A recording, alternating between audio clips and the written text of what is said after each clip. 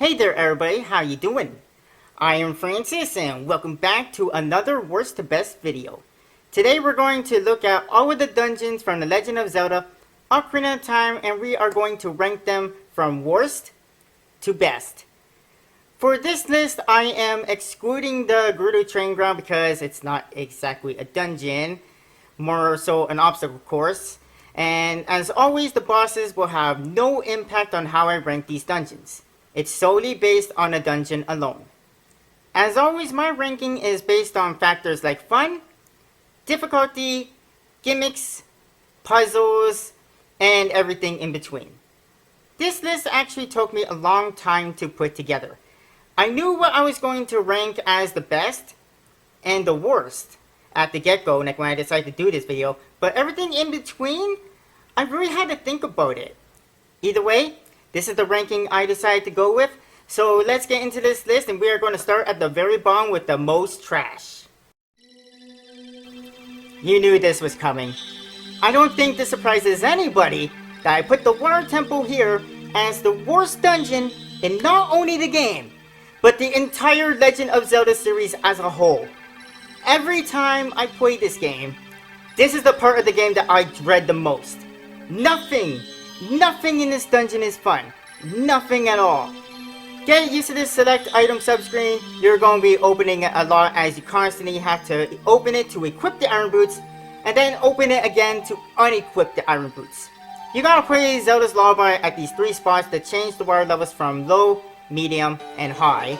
And if you miss the key somewhere, you're gonna die a little bit inside because you have to reset the water level and work your way all the way up again. Also, let's talk about this dungeon's map. The map in this place is everything but helpful. How am I supposed to make heads or tails out of this? Even the final puzzle before you reach the boss room is trash. You gotta walk up this slope, and if a spike trap hits you, you're sliding all the way back down. Fun, am I right? Moving on to the Fire Temple. When I was putting this list together, I didn't think that I would be ranking the Fire Temple this low on the list. But oh my god, I absolutely hate this place. If there's one thing you'll learn from this dungeon, it's that fire hurts. Oh my god, do I hate this place. And I normally love fire themed stages. That's no trade secret, but my god, this place, I just can't with this. You guys know how I hate mazes, right? Well, this dungeon happens to have 2 maze rooms. The first one is with rolling boulders, which can be a bit annoying. It would be kind of painful, but it's not really the worst thing in the world. And then there is this one with the firewalls, and this is mainly the room I was talking about when I said that fire hurts. Good luck navigating this room without running into a firewall, and welcome to my least favorite section of the game. You gotta hit the switch, run up this spiral staircase, and get the Megaton Hammer before the fire comes back. There is just honestly nothing that I enjoy about this dungeon. There's only one thing about this dungeon that I like, and that's that, well, saving the Gorons is kind of a thing you have to complete this dungeon, because locked up with them is the keys you will need to proceed through the dungeon. So that's kind of a nice touch to make sure that, hey, this is what you have to do. You're going to have to do it, or else you're not going to beat this place. Also, the Fire Temple is the dungeon that introduces us to the Light Likes. And you guys know how much we love the Shield Goblin Tunic eating Light Likes, right? Moving on to Jabu-Jabu's belly. And this is another one that I don't think surprises anybody. The fact that you are inside of a giant fish is disgusting enough as it is. The main gimmick of this dungeon is serving as Princess Gerudo's escort, and you have to carry her everywhere. That's right, carry her! And she constantly bitches at you for leaving her behind, which, let me remind you that you have to leave her so that the door you're opening stays open. Also, despite Gerudo being a fish, she can't swim. If she falls into the water, she goes back to where you first found her, and you have to go all the way back, and you guessed it, she'll bitch at you for leaving her behind. Also, I know that I said I wouldn't focus on the bosses or the mini bosses, but you knew damn well I was going to talk about the big Octo. My god! Why does a dungeon this early in the game have to have such a bullshit mini boss? Also, on a side note, how is Jabu-Jabu still alive with all those jellyfish inside of him? Shouldn't his insides be, swelling? And what the devil are these? Honestly, disgusting dungeon, and I could do without this one, thank you very much. Moving on to the bottom of the well. I know this place is kind of more of a mini dungeon than as a dungeon, but it has a dungeon map, therefore it is a dungeon, therefore it made it on this list, alright? Anyways, I know if you played this game as many times as I have, this is the shortest dungeon in the game, so you may be wondering why I ranked it here. Well, that's because I'm thinking about this dungeon from the perspective of a first time player, and as a first time player, this place is an absolute nightmare. First, you don't have the lens of truth yet, so you can't see the hidden holes in the ground, so you will fall a lot, and when you fall, you gotta deal with some redeaths, climb up, and try again. This place is way too much try and error, and if you're a first time player, you're better off just looking it up. Also, on a side note, that dead hand is the source of all nightmares. From one mini dungeon to another mini dungeon, we now move on to the Ice Cavern. Now, I think we can all agree that the Ice Cavern is visually appealing, so I'll give it points for that, and for the fact that this is short. Sadly, that is where my compliments for this dungeon come to an end. Since this is an ice dungeon, you know what that means, right? That's right! It has the slippery ice mechanics, and god damn it do I hate slippery ice mechanics. This room right here is the main reason why I hate this place. This dungeon introduces us to the ice keys, and my god do I hate them. If they touch you, and believe me, they will touch you, they freeze you, and these bastards freeze me enough to annoy the hell out of me. Also, to complete this dungeon, you'll need to revisit this room to restock on blue fire, and would you believe it? The goddamn bastards respawn when you return to this room. So in summary, this dungeon isn't too hard, just a real frustration. A short frustration, but a frustration nonetheless. Dodongo's Cavern is the first dungeon in this game that actually feels like a dungeon.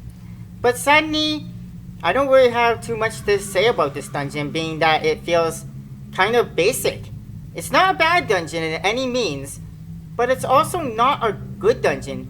It's sort of just there, This dungeon does have a few good moments, like dropping bombs into the eyes of the Dodongo head, and I always find this part here satisfying.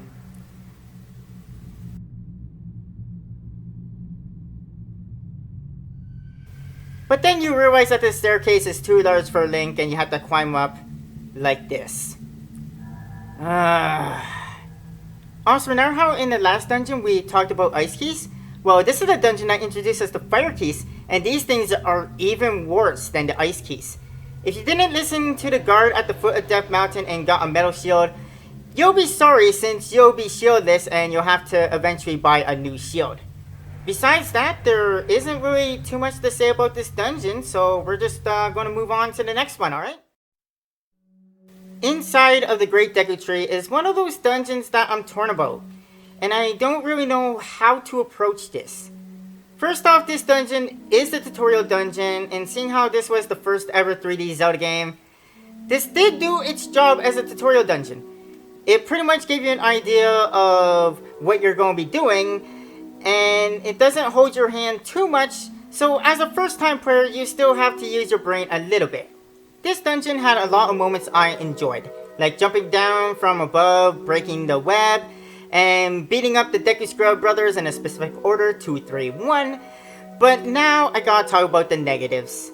Since this is a tutorial dungeon, Navi has to interrupt you and tell you about the simplest of things, like how to open a bloody door. If I can figure out how to open up a chest without Navi, I don't think opening door will be much of an issue. And also tells you how to climb a wall. Well, it's really just walking into it. Did I really need Navi to tell me, hey, try walking into this wall and maybe you can climb it? Even as a first time player, I knew I was going to hate Navi from that point forward, and well, I wasn't wrong. Bottom line, pretty solid tutorial dungeon, just too much Navi. Get rid of Navi, it would be perfect. The Forest Temple is the first dungeon you visit as grown-up Link, and interestingly, it is the first dungeon that I actually enjoy playing this game. This dungeon has a lot of stuff going for it that I enjoy, like the twisted hallways. I think it's an interesting twist, no pun intended by the way, that the hallway leads to a different room depending on if the hallway is twisted or not. The main gimmick of this dungeon is also pretty cool. The 4 Pooh sisters steal the flames that prevent the elevator from being used, and you gotta fight them to find the boss. 2 of the sisters are hiding in portraits, and they can honestly be fun to fight, although I could do without the whole goddamn waiting part. The final Pooh splits into 4, where you just gotta look for the one that twirls, and then there is the sister that I could do without. This block puzzle is probably the only part of this dungeon that I can't stand and my only complaint with this place. I also gotta compliment the appearance of this temple. From the moment you enter this dungeon, it really gives off creepy house in the middle of the woods vibes. And the music here is pretty good too, and up to this point in the game, it is the best dungeon music you will find. Alright, moving on to the Shadow Temple. You guys know how much I dig creepy stuff like this, so I'm pretty sure you aren't surprised that the Shadow Temple is ranked this high on my list. First off, this dungeon really nails it with the spooky atmosphere. You got voices from the dead, you got the re-deads, you got the dead hands, you got the bone piles, you got the spinning sides, you got the guillotines. Pretty much this dungeon looks like a host of horrors that may have held a few rituals back in its day.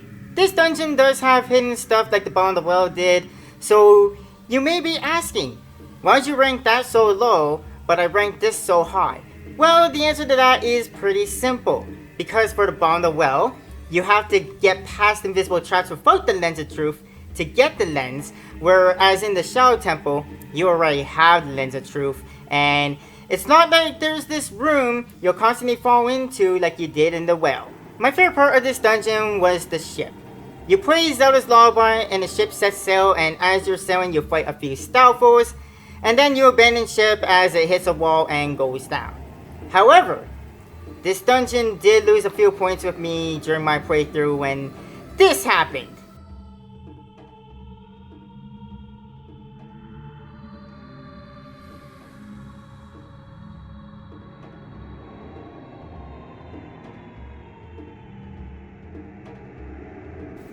Putting that aside though, it was still a great dungeon, and I don't mind revisiting it. Ganon's castle is without any doubt the perfect final dungeon. Why do I say that? Well, because it does what a final dungeon is supposed to do. It takes everything that you learned on your adventure and applies it. There are 6 barriers you must disable before you enter the tower, and each chamber has elements matching their respective dungeon. To reach the end of each chamber, you must solve puzzles similar to the puzzles you solved in those dungeons. Don't worry though, there is no water temple nonsense in the water chamber. Instead, you'll be dealing with stuff that you saw in the ice cavern. My main gripe with this dungeon is the item you get. You get the golden gauntlets, which replace the silver gauntlets and gives Link incredible strength, but you barely get to use them. Besides entering the light chamber, this section in the fire chamber, and to get the final great fairy, these are literally useless. I'm not a fan of the battle with Ganondorf, but as I told you guys, doing these lists, the boss fights don't really impact the dungeon, so we're going to skip over that and we're going to talk about what happens after you defeat Ganondorf. After you defeat Ganondorf, the castle starts to collapse, and this escape from the castle with Zelda is one of my favorite moments in video gaming history.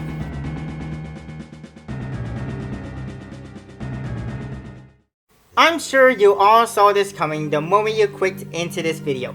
The Spirit Temple is without any question the best dungeon in this game. First off, the music here is absolutely amazing. Probably my favorite music of all the dungeons in the game. The thing that makes this dungeon really stand out is the fact that it is a 2-time visit dungeon. You have to come here as a child, and then return here later as an adult, making it technically 2 dungeons in one since you get 2 different items during each visit. As a child, you get the silver gauntlets that you need so your grown-up self can enter the dungeon, and as adult Link, you get the mirror shield. And speaking of the mirror shield, the main theme of this dungeon is shining sunlight onto the faces of the suns. Some require using bomb chews, using the mirror shield, or pushing a block into the sun. Also, melting the face of the statue with the light of the mirror shield is also satisfying. The only part of this dungeon I could do without is using these armor statues to hold a switch down. That's evil, Nintendo. That's evil. Why would you do this to us, man? Why? Putting that aside though, the Spirit Temple is one dungeon that makes every revisit of this game worth it. And there you guys go. That is how I would rank every dungeon in The Legend of Zelda Ocarina of Time. What do you guys think? Do you agree or disagree with anything I said? Feel free to let yourselves be heard in the comment section down below. As always, the comments is a judgment-free zone where you guys can express yourselves without the fear of being judged. Also, feel free to let me know which dungeon is your favorite dungeon. I always love hearing what you guys have to say. Also, let me know if you guys want to see me do that bosses are ranked worst to best like I mentioned in the opening. Thank you guys so much for joining me again, and I'll see you guys next time. But until then, thank you for joining me. Have a nice day. Bye, everybody.